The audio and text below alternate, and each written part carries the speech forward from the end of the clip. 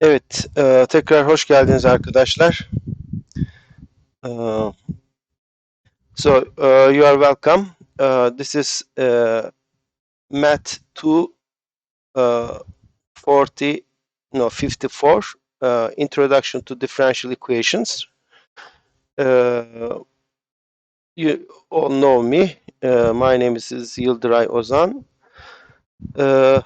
I posted the course syllabus in METU, so you can see the weekly schedule and grading policy, exam dates, and so on the system, METU. The textbook we are going to follow is the book by Boyce and Di Prima, Elementary Differential Equations and Boundary Value Problems. Here I wrote 9th edition, mostly because of the syllabus is written with respect to 9th edition, but actually I have the 10th edition. The editions are almost the same.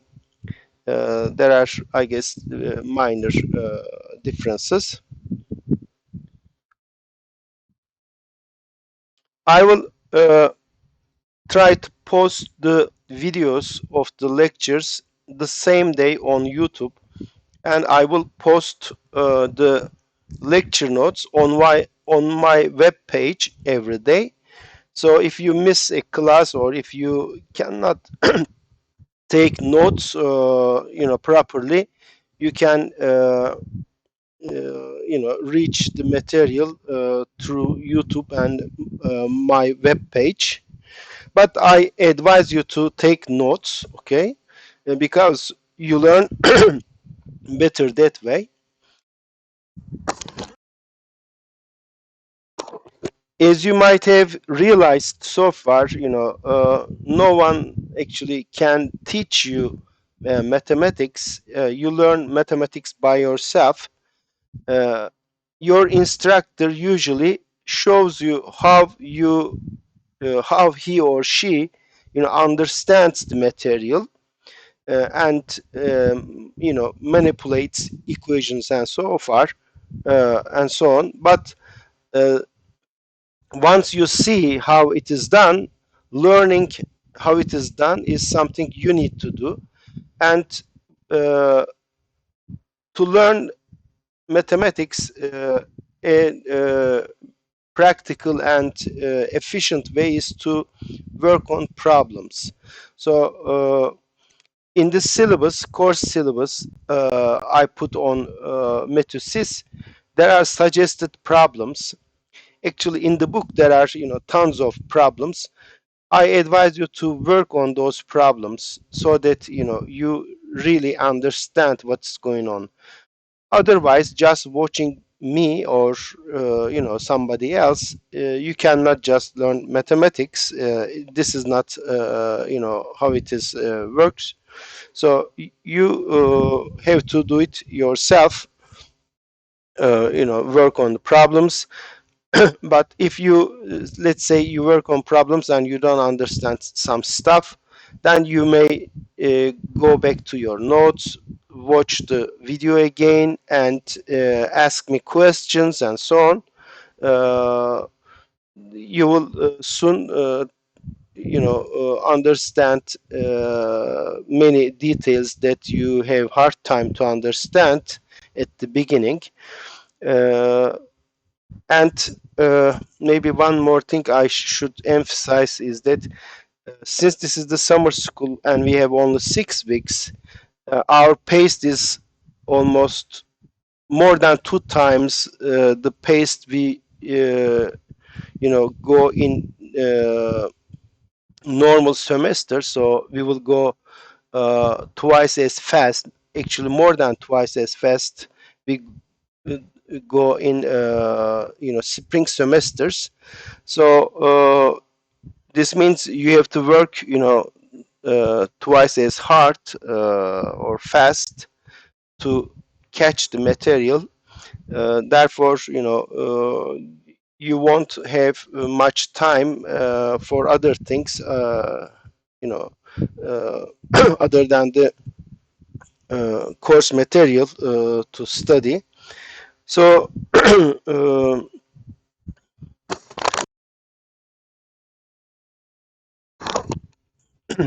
uh, I advise you to study from the first day and not wait till things get complicated, uh, because then you won't have much time to go over, because every day new material will be added.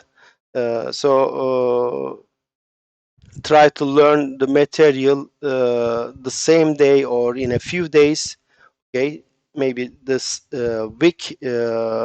So by Monday every week, by Sunday night every week, you should uh, learn the material you have seen so far.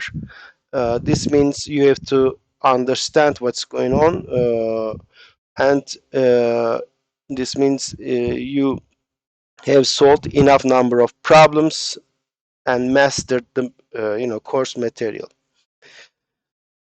Okay, I will give two written exams. There will be no camera or anything during the exam. Uh, we will do the exam using the platform Gradescope. So I will upload the exam to the system. Uh, you will solve the problems and then upload your solutions to the system, and then I will grade the exam through the system. Uh, each exam will worth 35 points out of 100. But I will make the exams out of 100, and then at the end of the semester, I will multiply your grade by 0.35. So we will have two midterms and a final exam. Final exam will be an oral exam. And oral exam will be as follows. I will prepare some questions and give you the list of questions couple weeks before the final exam. You will study the questions, and the day you will take the oral exam. First, you will be given two problems from that list that will be picked randomly, and you will have like 40 minutes or 30 minutes to solve those problems, and then you will upload the solutions to the Gradescope again, and then you will have uh, uh, 8 minutes, at most 8 minutes, talk with me, and we will talk about your solution, and I'll ask you some questions regarding what you have written, and that will be it. So your exam will be around 50 minutes, so 30 minutes written part, and then you will have some time to upload the solutions to the system, and then we will chat like 8 minutes, and that will be it. I have used this system more than twice last year, and I didn't have any major problem. So I hope this semester also things will go smooth. Uh, well, I guess that's it now. What I want to say. Uh, I may answer your questions if you have any.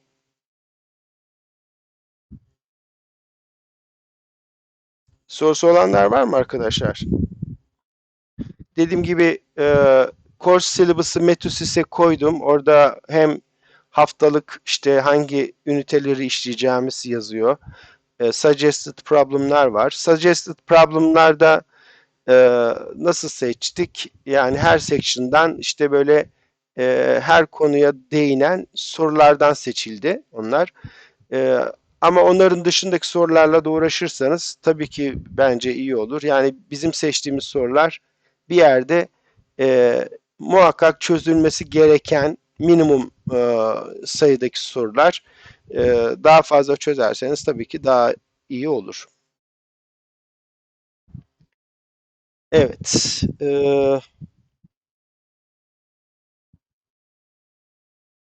Sorunuz yoksa derse başlayabilirim.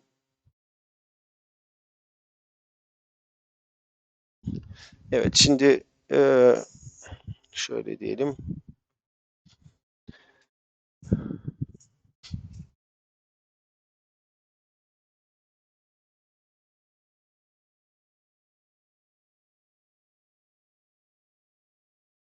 Evet. Şöyle bir başlık atayım. Bu 1.1 Some Basic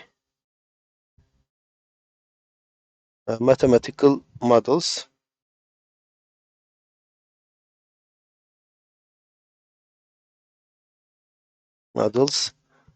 and Direction Fields.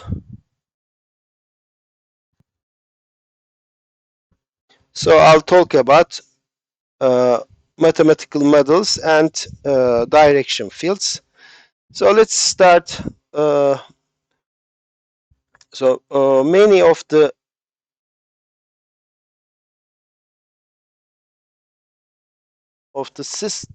principles or laws governing the nature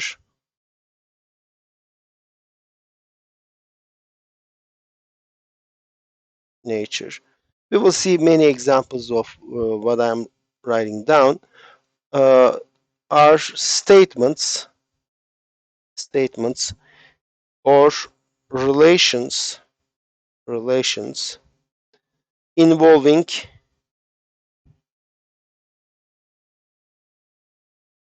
rates at which things happen.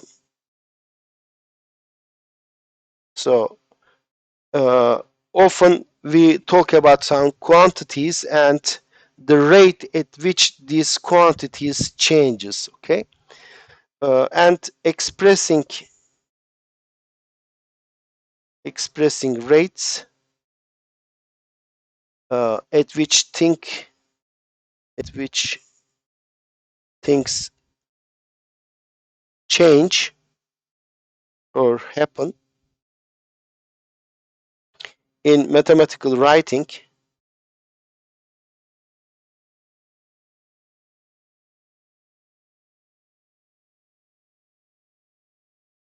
can be done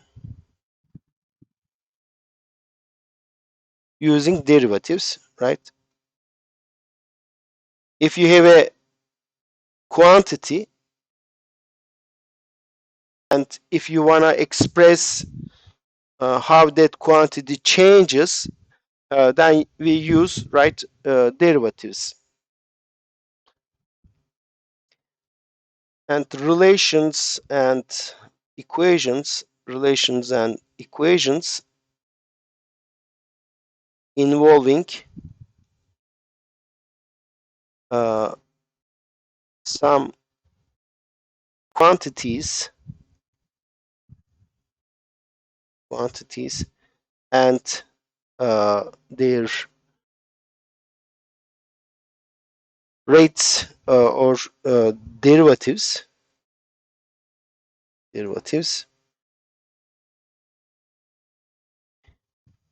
with respect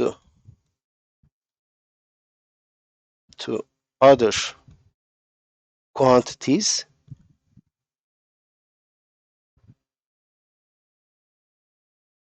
variables or quantities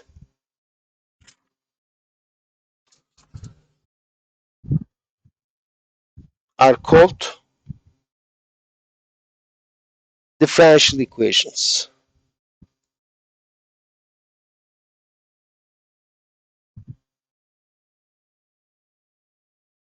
So what's a differential equation? Differential equation is an equation or a relation involving quantities and their derivatives with respect to other quantities, okay? And expressing natural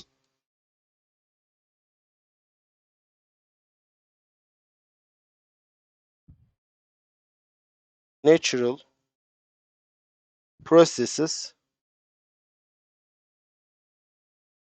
in mathematical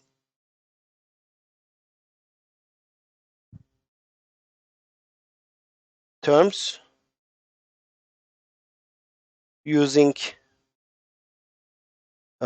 differential equations. Mostly they are differential equations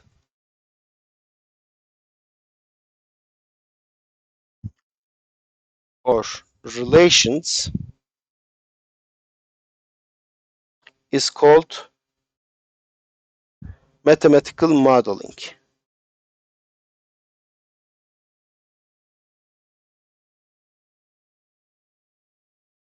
Okay. So now let me give you some examples explaining what I have written so far, and using those examples I will also explain what's a direction field. Our first example is, okay, a falling object.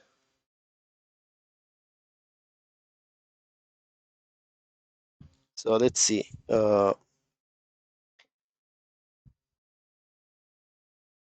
Suppose we have some object with mass m, and this is uh, falling. Okay. Uh, to describe how this object moves in the air, we have to write down all the quantities that affects how this object moves, right? Well, an object falls to the earth under the action of gravitational attraction, right? Let me write it here. And the gravitational attraction uh, applies a force which is equal to m times the mass times the gravitational constant g. Okay, and usually there is drag force, air resistance, or applied to this object, which is opposite to the motion of the object, and this drag force, so this is gravitational attraction,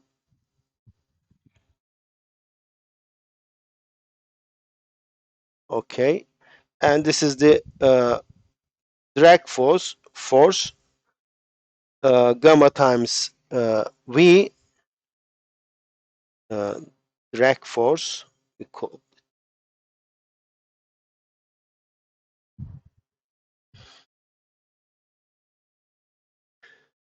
okay, so these are the two forces applied to this object. What is the total force?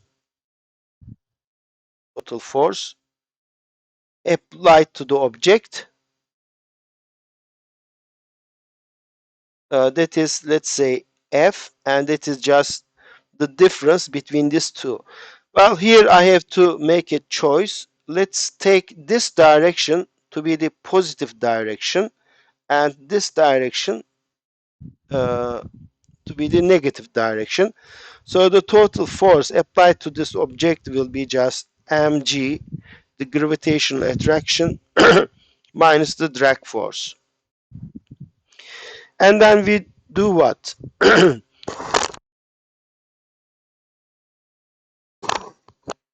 We use some principles. Next thing is to use some principles which describes how the quantities are related. Okay. Well, here we the principle we will use is Newton's second law of motion.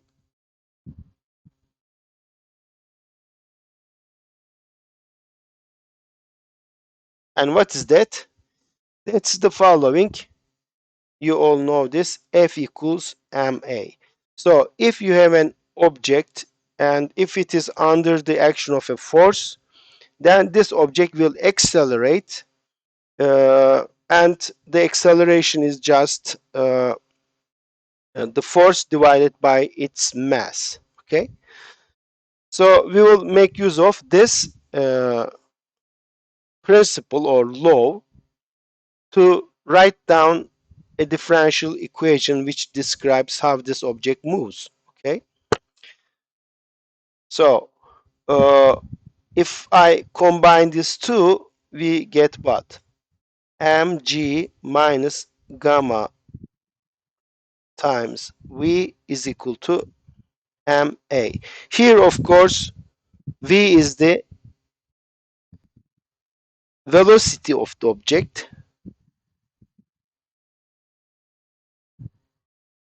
object, and this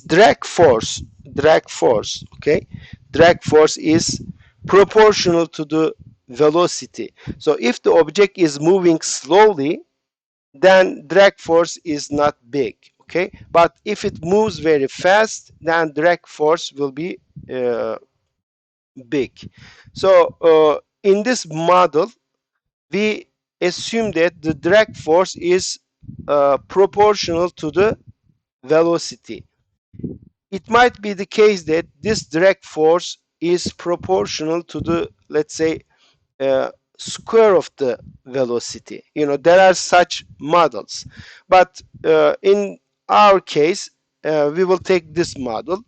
Depending on the shape of the object or the material or the medium surrounding this object, this drag force, the expression of the drag force might be different. Okay, now here our object moves in the air, but if it moves in, let's say, water or some other liquid, this might be a different expression. But in our case, it is like this. Okay. For example, you may assume that it's a parachute, so someone is just jumped from the plane with a parachute and falling down. Let's see how he or she will, land on the ground. So, and what is A? A is, of course, the acceleration. So here at time t, I should add at time t, acceleration of the object at time t. Okay. So m times g minus gamma times velocity is equal to m times the acceleration. And we need to use one more principle, that acceleration and velocity are also related. How? We know that, right?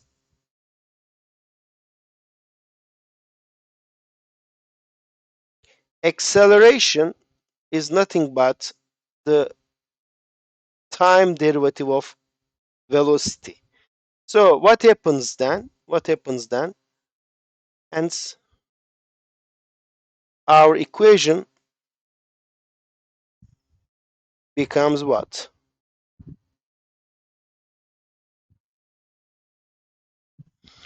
M times g minus gamma times a, which is dv over dt, is equal to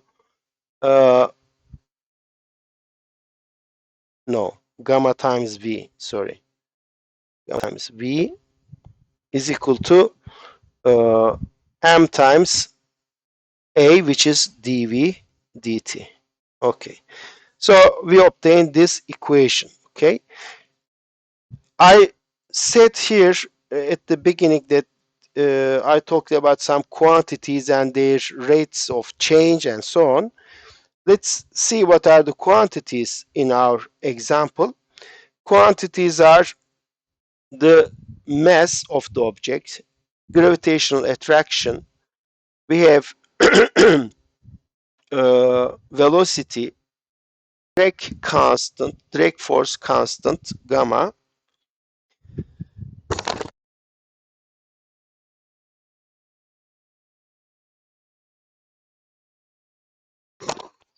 and we have acceleration, and we have also seen that some of these quantities are actually derivatives of the other quantities, right? Acceleration is just the derivative of the uh, velocity and so on.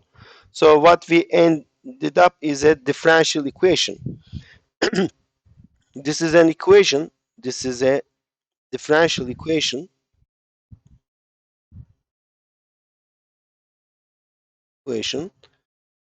in v velocity and its derivative dv dt. Okay.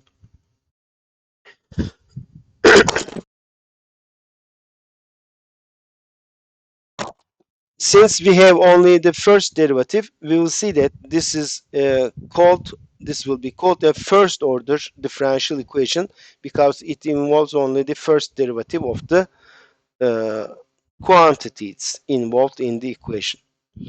Okay, so this is the differential equation.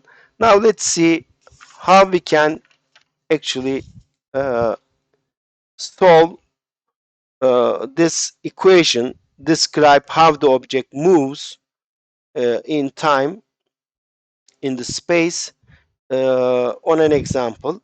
So let's give some, quantities, numerical values to the quantities. G, the gravitational attraction is 9.8 kilogram meter per second squared, right?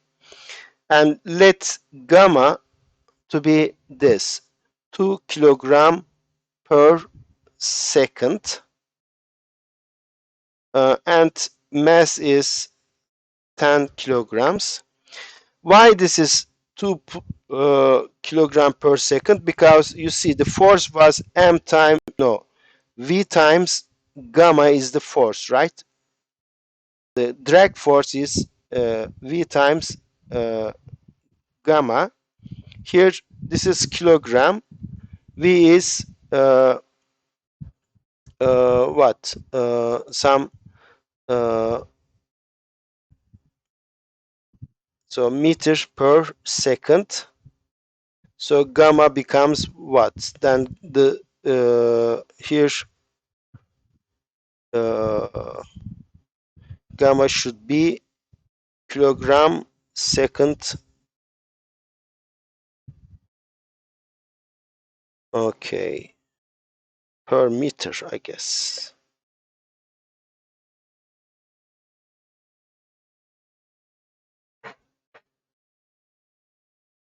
Yeah. So the unit of v is meter per second. Therefore, this should be kilogram times second divided by m. Ee,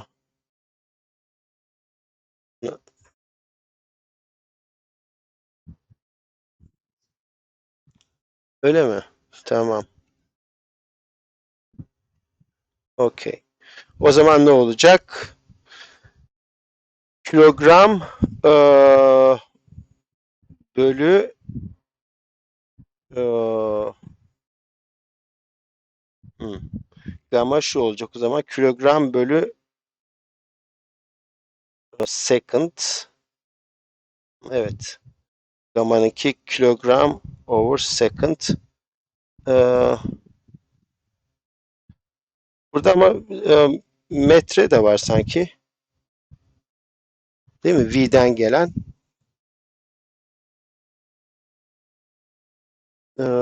Benim notlarda yazmıyor ama neyse. Tamam. Ya belki şurada metre de olabilir. Kilogram, metre, değil mi? Kilogram, metre. Bu neydi? 2 kilogram metre per second. Okey. Şimdi diferansiyel denklemimiz o zaman şu hale gelecek. dv dt m'i 10 almıştık. 10 10 çarpı g minus gamma 2 times v. Okay? And from this we get what? From this we get dv dt is 9.8 minus v over 5, right? Dividing everything by 10, this is what we get. So what we see is that the derivative of v is just a constant, and in this case it is just the gravitational constant minus v over 5. As the velocity increases, acceleration of the object is decreasing. Why is that? Because as the velocity increases, the drag force is getting bigger. Therefore, the object is slowing down. Okay, more uh, force, air resistance or drag force is applied on the object. Therefore, its velocity is getting smaller. Now, let's see what we mean by direction field. On this example,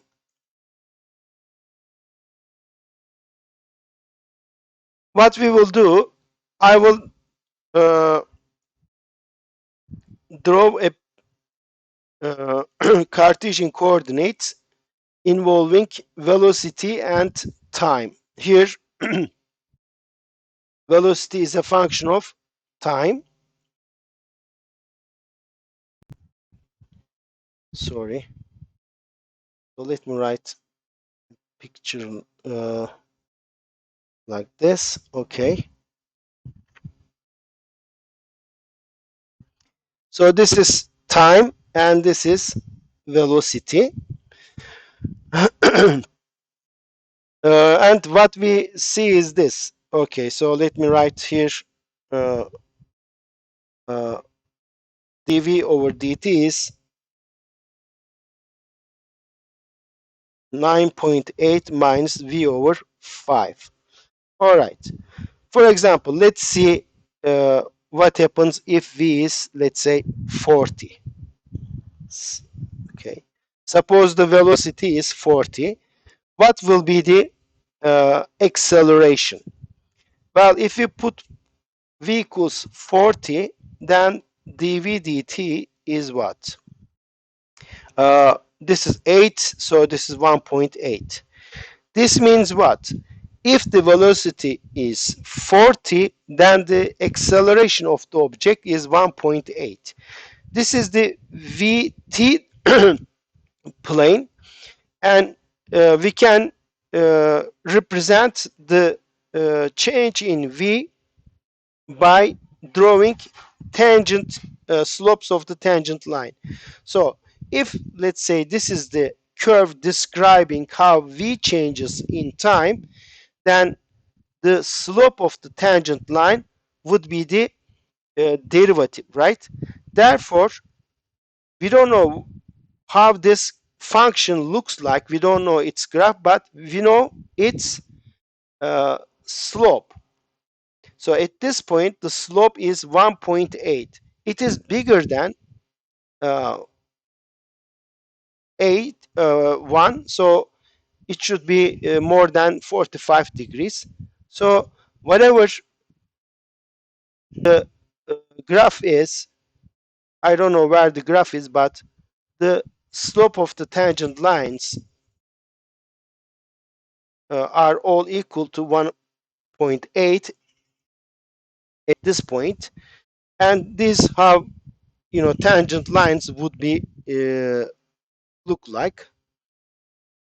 And let's say this is the point 44. If v is 44, then dv over dt would be what? 5'e bölersek 8.8 eder, değil mi? So this is just 1. All right. So at this point, the slope is just 1. So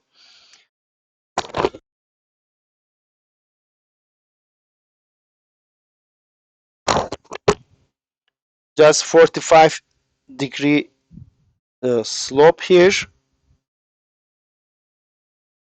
It's not easy to draw this because you see the slope should be 45, but it doesn't look like 45 degrees, right? And if it is, let's say 48, then dv dt becomes what? It will decrease, yes, another 0.8. So it will be almost 0. So almost 0, it is something like this, the slopes. And actually, if it is 49, dv dt becomes 9.8 minus, you divide this by 5, you get 9.8 again, and this becomes just 0. So 49, let's say 49 here, the slope is just 0.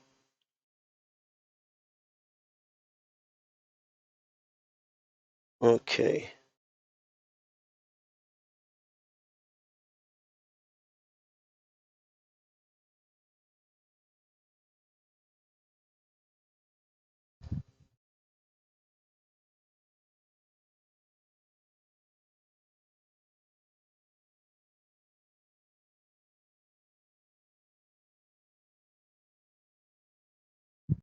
So here the slope is 0.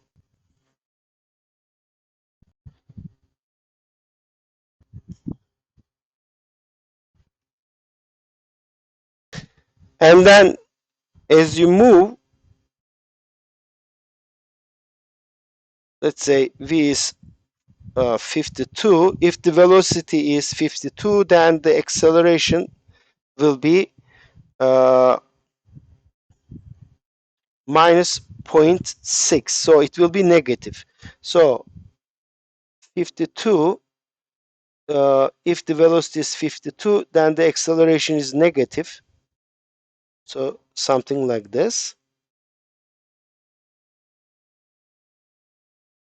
56, if the velocity is 56, then this will be even more negative. So it will be something like this.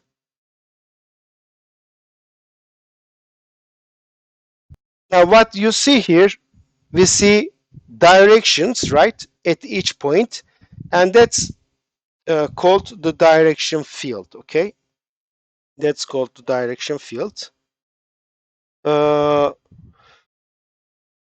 And from this direction field, even without solving the equation, we can describe how the object is moving. For example, let's say at some time the velocity was 40 of the object. Let's see how this object will move. Well, this is the direction the velocity is changing. So it is 40 here, right? These are the tangent lines of the graph of the velocity function. So I have to draw a curve which are tangent to these directions. So it should be something like this. Here velocity is becoming 0, therefore it should go like this. And if it was here, let's say, then the velocity should go like this, and so on. And if it say were here, suppose that at some point the velocity was like 60 meters per second, then what happens? Since the velocity is too much, drag force is very high, therefore the drag force is more than the gravitational attraction, therefore the object slows down and goes like this, okay? And you see that each time the velocity gets closer and closer to 49, at which the acceleration is, of course, 0, okay? So if the object has lower velocity to start with, suppose that a guy jumped from a plane using a parachute, then the velocity is 0, but as he jumped, after he jumped, his acceleration, the gravitational acceleration will make him move faster, so his speed will get bigger and bigger, but as he gets faster, drag force will increase, therefore he will slow down, and he will reach, actually the rate the uh, velocity is changing will slow down, and he will reach an equilibrium velocity. In our case, this is 49 meters per second, okay? And this 49 meter per second is called, so uh,